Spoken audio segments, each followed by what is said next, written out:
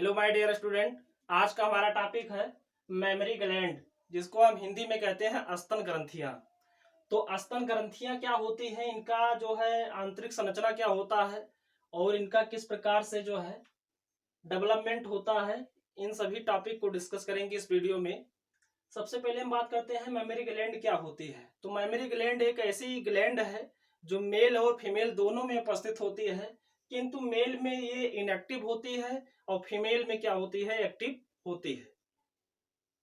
इसके अलावा स्तन ग्रंथि के द्वारा क्या होता है, स्तन ग्रंथि में मिल्क का फॉर्मेशन होता है, दूध का निर्माण होता है और उस मिल्क के द्वारा मानव जात क्या करते हैं, अपने बच्चे का पालन पोषण करते हैं। उसका जो है पोषण की प्रक्रिया होती है, नवजात शिशु के पोषण की प्रक्रिया स्तन ग्रंथि के माध्यम से होती है। तो जितने भी स्तनधारी होते हैं, मतलब स्तनधारियों के फीमेल की सबसे बड़ी विशेषता क्या है, सबसे बड़ी विशेषता यही है कि उनमें सक्रिय स्तन ग्रंथियां पाई जाती हैं। ये मैमल्स की सबसे बड़ी विशेषता है, इसीलिए तो नाम दिया गया है मैमल्स, यानी कि स्तनधारी। स्तनधारी नाम से मतलब यह है कि स्तन को धारण करने वाले एनिमल्स, स्तन को धारण करने वाले जंतु। तो जितने भी जंतु हैं मैमल्स में, वो सभी फीमेल में स्तन ग्रंथियां उसमें पाई जाती हैं और ये सक्रिय होती हैं, एक्टिव होती हैं।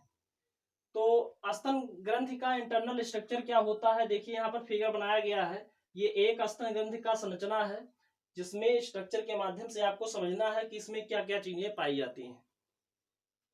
अगर हम बात करें कि स्तन ग्रंथि का लोकेशन क्या होता है, तो लोकेशन इसका है जो चेस्ट बोन होती है, चेस्ट में चेस्ट बोन, उसके लेफ्ट राइट में एक एक एक जोड़ी स्तन ग्रंथियां उपस्थित होती है, ठीक है। और फीमेल का जब जन्म होता है, स्तनधारियों में फीमेल का जब जन्म होता है तो ये निष्क्रिय होती हैं, किंतु जैसे जैसे उसमें प्यूबर्टी स्टेज आती है, ये इसकी सक्रियता जो है, इसका जो है ग्रोथ और डेवलपमेंट की प्रक्रिया इसमें जो होती है वो एज के हिसाब से होती रहती है।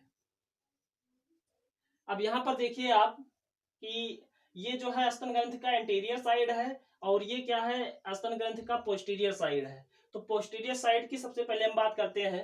तो यहाँ पर जो आप स्पॉट देख रहे हैं, ये स्पॉट क्या है, ये स्पॉट वास्तव में क्या है, रिब्स है, ठीक है। और रिब्स के बीच बीच में क्या पाई जा रही है, मसल्स पाई जा रही हैं। देखिए यहाँ पे लिखा गया है मसल्स बिटवीन रिब्स, यानी कि रिब्स के बीच बीच में क्या पाई जा रही है, मसल्स पाई जा रही हैं। और ऐसी मसल्स जो रिब्स के बीच बीच में उपस्थित होती हैं, ऐसी मसल्स को हम क्या कहते हैं, इंटरकोस्टल मसल्स कहते हैं। जब आपको हमने रिस्पिरेटरी सिस्टम पढ़ाया था तो वहां पे बताया गया होगा कि रिब्स के बीच में जो पेशियां होती हैं उनको हम इंटरकोस्टल मसल्स के नाम से जानते हैं। तो रिब्स के ऊपर ही स्तन क्या होता है, फिक्स होता है, उसके ऊपर लगा होता है। और रिब्स के बाहर एक और स्तर होता है पेशियों का। इन पेशियों को हम क्या कहते हैं, जो स्तन को अटैच करता है, इसको हम कहते हैं पेक्टोरेलिस मेजर मसल्स।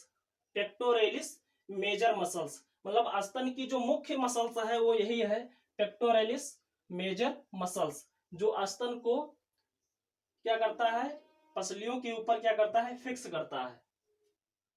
इसके अलावा स्तन के अंदर क्या होता है, स्तन ग्रंथि के अंदर क्या होता है, फैट्स ग्लोब्यूल पाए जाते हैं, बहुत सारे फैट्स होते हैं। यानी कि यहाँ पर फैटी रीजन होता है जहां पर फैट्स जमा होता है, और फैट्स के अंदर के पोजीशन में क्या होता है, बहुत सारी पालियां पाई जाती हैं। उन पालियों को हम क्या कहते हैं, मेमोरी लोब के नाम से जानते हैं। क्या कहते हैं, मेमोरी लोब के नाम से जानते हैं। तो इस तरह के कई सारे लोब होते हैं इसके अंदर। और मेमोरी लोब से क्या होता है, मेमोरी लोब आपस में मिलकर एक डक्ट बनाते हैं और उस डक्ट को हम कहते हैं मेमोरी डक्ट के नाम से जानते हैं, ठीक है। मेमोरी लोब से क्या बनता है,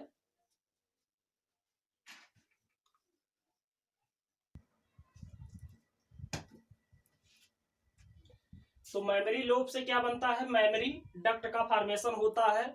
और मेमोरी डक्ट जो है आपस में मिलकर एक संरचना बनाती हैं। उस संरचना को हम क्या कहते हैं, एम्पुला के नाम से जानते हैं, ठीक है। ये एम्पुला किससे बनता है, मेमोरी डक्ट से बनता है। एक चीज और, मेमोरी डक्ट किससे बनता है, तो बहुत सारे नेट लाइक स्ट्रक्चर होते हैं जिनको हम मेमोरी ट्यूब्यूल कहते हैं। मेमोरी ट्यूब्यूल से मेमोरी डक्ट बनता है। और मेमोरी डक्ट से क्या बनता है, एम्पुला का फॉर्मेशन होता है, ठीक है।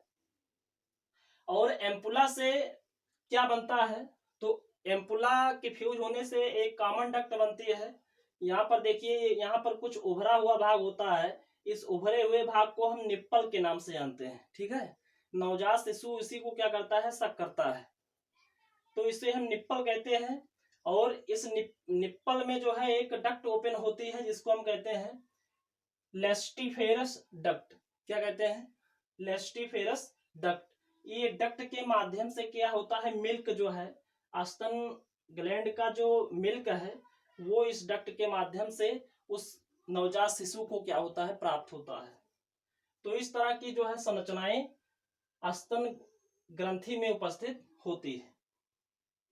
यहाँ पर देखिए कुछ पॉइंट लिखे गए हैं।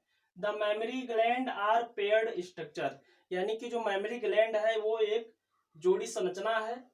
That contain glandular tissue and fats, और इसमें क्या उपस्थित होता है, तो इसके आंतरिक जो संरचनाएं होती हैं उसमें जो ऊतक है वो ग्लैंडुलर होता है, और इसके अलावा फैट्स में क्या होता है, जमा होता है। तो ग्रंथि में ऊतक क्या होता है, स्तन ग्रंथियों के अंदर पाया जाता है। The glandular tissue of each breast is divided into 50 to 20 memory lobes, यानी कि जो इसके अंदर का ग्लैंडुलर टिश्यू होता है वो 15 से 20 मेमोरी लोब्स में क्या होता है, डिवाइड होता है। Lobes contain cluster of cell, और लोब्स के अंदर क्या होता है, क्लस्टर ऑफ सेल्स, यानी कि कोशिकाओं का गुच्छा होता है। क्लस्टर का मतलब क्या है, गुच्छा, कोशिकाओं का गुच्छा होता है। उन कोशिकाओं को हम क्या कहते हैं, उन कोशिकाओं को हम एल्वेओलाई के नाम से जानते हैं। किस नाम से जानते हैं, एल्वेओलाई के नाम से जानते हैं। अब इसके बाद में बात करते हैं, the cell of alveoli secrete milk which stored in the cavity of alveoli, यानी एल्वेओलाई जो सेल्स हैं वो क्या, उनका फंक्शन क्या है, सिक्रेशन ऑफ मिल्क, यानी मिल्क का स्राव जो है यही कोशिकाएं करती हैं। और ये मिल्क स्रावित होने के बाद में इन्हीं कोशिकाओं की जो कैविटी होती है उसमें जाकर फिल हो जाता है, ठीक है। इसके बाद में क्या होता है, the alveoli open into memory tubules, और एल्वेओलाई किसमें ओपन होती है, बहुत सारी नट लाइक स्ट्रक्चर होती है, पतली पतली नलिकाएं होती है जिनको हम मेमोरी टिब्यूल्स कहते हैं। The tubules of each lobe join to form mammary duct, और ये टिब्यूल्स आपस में ज्वाइन होकर क्या बनाती हैं, एक डक्ट बनाती हैं जिसे हम कहते हैं मेमोरी डक्ट के नाम से जानते हैं। जैसे यहाँ पर आप देखिए बना हुआ है डक्ट, इसको हम क्या कहते हैं, मेमोरी डक्ट के नाम से जानते हैं। आगे देखते हैं और कौन कौन सी संरचनाएं यहाँ से रिलेटेड होती हैं।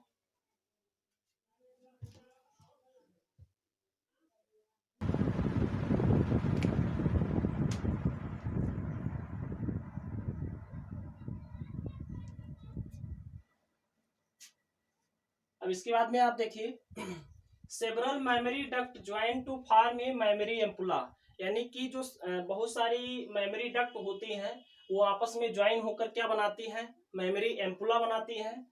और मेमोरी एम्पुला से क्या बनता है, एम्पुला कनेक्टेड टू लेसिटिफेरस डक्ट, और एम्पुला किससे कनेक्ट होता है, लेसिटिफेरस डक्ट से कनेक्ट होता है, ठीक है। और ये लेसिटिफेरस डक्ट जो है वो निप्पल के बेस से क्या होता है, जुड़ा होता है। पूरा का पूरा जो आपको बताया गया यहाँ पर एक श्रृंखला में लिखा